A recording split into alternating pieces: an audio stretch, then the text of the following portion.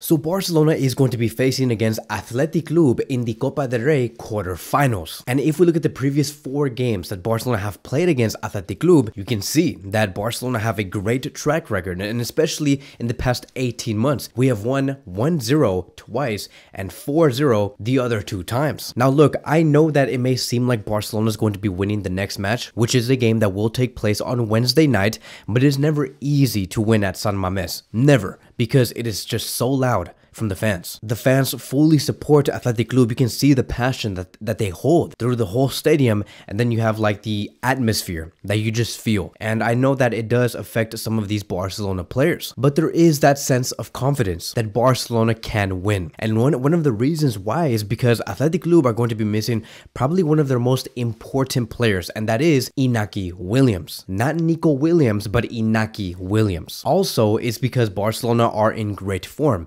And yes, I know that it has only been 1 game where Barcelona showed like true confidence, true power, but I feel like Barcelona now know the answers. They know exactly what they need to do to be fully effective and to win many games. And I feel like these players know the type of responsibility that they are going to be holding in this match, because in the previous Copa del Rey match, it did not go so well. And we're also going to be talking about the previous Copa del Rey tournament in a few seconds. But look, like I've said, I feel like Barcelona will find their strength, and I feel like they're only going to get better with the inclusion of Cancelo and Christensen, who are included in the squad list for this game. And I'm happy to see that Marc Guéhi and Cubarsí are going to be featuring in this game also. I think that they fully deserve it. They have been very important. Let's remember that Marc also scored the winning goal against Athletic Club in our most like previous match. Cubarsí also played amazing against Real Betis. I fully trust this center back. Now the question is whether we're going to be seeing him against Athletic Club. I have no idea. But with Christensen coming back, I know that it does in some way minimize the chances of Cubarsí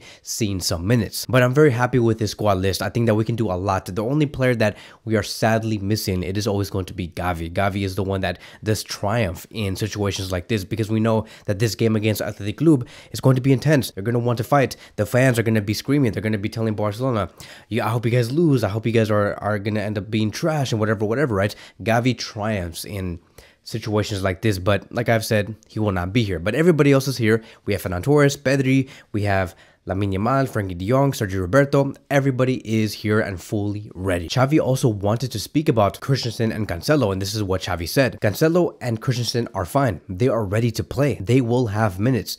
Joao no longer has any discomfort. He wants to play. And for Christensen, the same. He's fine and he is ready, meaning that most likely we could see these 2 players start in the match. And we are going to be talking about exactly what the starting 11 will be like against Athletic Club in a few minutes. And so look, Barcelona want to win. It is so clear. And I think that many of us also want to see Barcelona win. We want to win trophies. This match is going to bring us a step closer to winning the Copa del Rey. And it's going to be very difficult because in the last time that we featured in the Copa del Rey, which was last season, Barcelona were knocked out by Real Madrid, which ended 4-1. It was humiliating.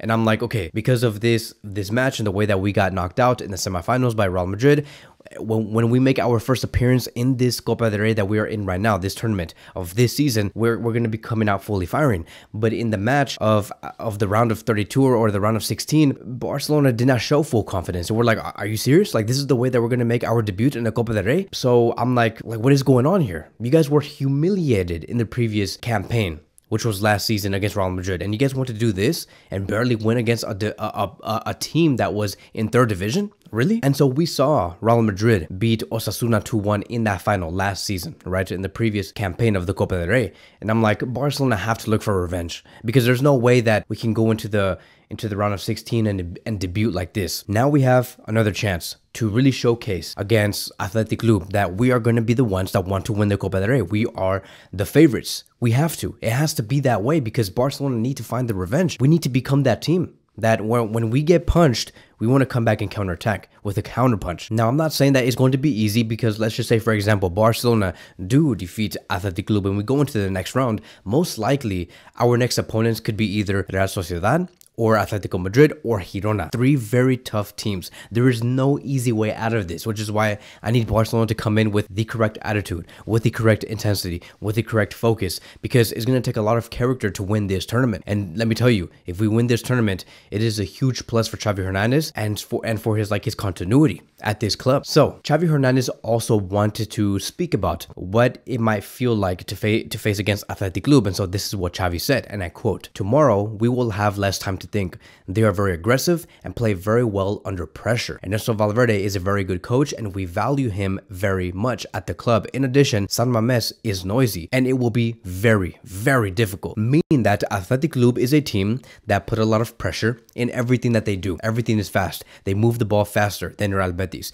They play much faster than Real Betis. And I feel like the reason why Athletic Club do play much faster is because the quality difference between Athletic Club and Real Betis, a team that we have previously defeated, it is very wide. The margin is big. Athletic Club do have great quality players compared to Real Betis, and Barcelona have to be very well aware of that. We're going to go into our next game knowing that it's going to be even more difficult, that these 1v1 duels that we are going to be having, whether it's defensive or offensive, is going to be much more difficult, and the players have to be very well aware of that. And the player that I am very much a little nervous about, it is Nico Williams. Not Inaki Williams, because, Inaki Williams is not going to be here because of his international duty, but Nico Williams is also another player that we have to take care of because, dude, his 1v1s and his offensive duels is so dangerous. This is also a player that Barcelona want. So if you guys want to see exactly how Nico Williams performs, pay attention to that player and how he is going to be facing Jules Koundé, who I think will be starting on the right-back position. But this guy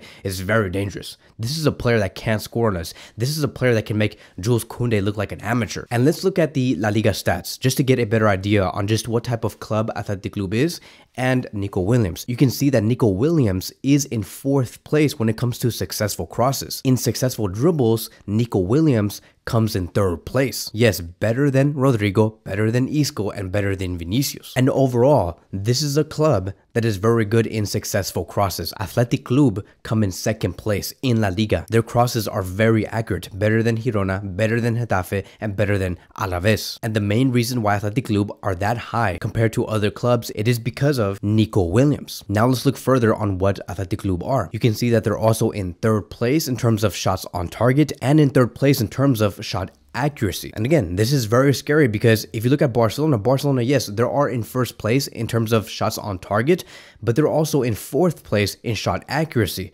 So they're extremely solid. And if you look at the other side, Atletico Madrid are very good in shot accuracy. They have the best accurate rate, but they are in 4th place in terms of shots on target, so their volume is lower. Meanwhile, you have Athletic Club very balanced in both, so we have to be very well aware on the type of team this is, because they will punish us if they get those opportunities to score the goal. So what else can we know about Athletic Club? So Xavi also said, right, for a reason, that we're going to be having less time on everything and they play much faster, meaning that the moment Barcelona do win the ball and they get the ball away from Athletic Club, they're also going to want to counter-press us and take the ball away from us. And one of the players that is extremely dangerous in the middle of the pitch, it is Vesga, who is the defensive midfielder of Athletic Club. His counter-pressing actions puts him in 1st place in La Liga, better than any other player, meaning that our defensive midfielders like Gundogan and Frankie de Jong have to be very careful once they do have the ball, because that one player, Vesga, will try to take the ball away from you and then go on and try to counter-attack, which could lead to Barcelona being very vulnerable. So ultimately, we have to watch out for 3 things. Point number 1, Nico Williams will be the most dangerous player because of his 1v1 duels and the way that he does cross into the box. Point number 2, Athletic Club are also, as a collective, great at crossing. And point number 3, the player that is going to be wanting to win the ball the most, it is going to be Vesga. And they're going to want to win the ball in the middle, which ultimately does lead us to the last phase of this video, which will be about the lineup. What could be the best possible 11 that we could place against Athletic Club? And so here is going to be my predicted 11. We are going to be seeing Inaki Peña in goal, with our defensive line being Jules Koundé on the right-back position, Araujo and Christensen as our center-back pairing, with Joao Cancelo as our left back. Yes, I know that Alejandro Balde has been phenomenal as of late in the left back position, but we need more balance in terms of the attack and more balance in terms of our defensive output. Cancelo is that player, and I think that his crosses and his key passes on the left flank is going to be key, which makes me think that Cancelo will start.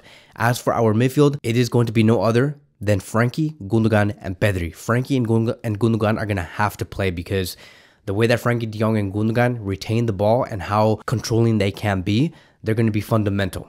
If they can take the ball away from Vesga and keep the ball away from Vesga, Barcelona will be much more successful. And then as for our front three, most likely we will see Ferran Torres on the left wing position, Lewandowski as our number 9, and Lamine Yamal as our right winger. Now, I would love to see, like in my opinion, I would love to see Joao Felix come in for Lewandowski and start like that. Have Ferran Torres on the left, Joao Felix in the middle, and then Lamine Yamal on the right side. Or we could have Joao Felix on the left, Ferran Torres in the middle, and then Lamine Yamal on the right side. And just keep Lewandowski out of this match. Because I felt like when Lewandowski left in that match against Real Betis, and we placed in, I think it was Vitor Roque, they just looked much more dynamic. I think that when you have a lot of youngsters and players with high energy up top, you just become better. I don't know what it is about having like younger players with more energy, but Barcelona simply look much more fluid and more dynamic without Lewandowski. This team truly has outgrown Lewandowski in some way, which is why I feel comfortable saying that I would like to see Joao Felix come in for the place of Lewandowski and just have Ferran,